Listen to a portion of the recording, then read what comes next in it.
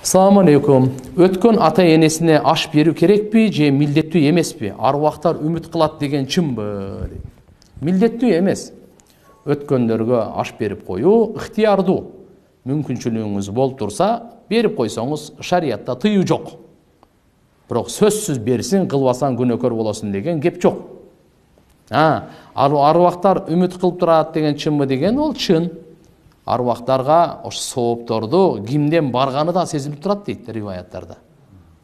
Кайсыл арбакка Куран окуп багыштасаңыз, садака кылып багыштасаңыз, курбанчылык чалып багыштасаңыз, умра, зикр, дуа кандай кылбасаңыз, ошо кимден соо барган билинип турат. Ошон үчүн иншалла биздин динибиз ушундай кереметтүү дин. Тирүү кезинде дагы сыйлайлы, өлгөндөн кийин дагы сыйлаганды унутпайлы. Мына ушундай динде карачы. Ата эне дейт. Ата эне өтүп кеткенден кийин дагы биздин динибиз 5 убакыт намаздан кийин эстете турган дин. Кайсы дин? Тирүү кезинде дагы 5 убакыт намаздан кийин эстете турган дин. 5 убакыт намаздан кийин биз дуа кылабыз ата энебизге.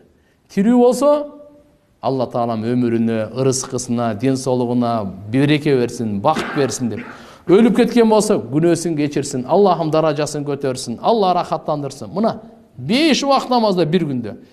Мына намаз окугандарда кээ бирлер бар эмне, түшүнбөгөн, жек көргөндөр. Тууган, намаз аркылуу билесизби канча дуа кабыл болот? 5 убакыт намазда ата энесине кандай мамиле болуп атат?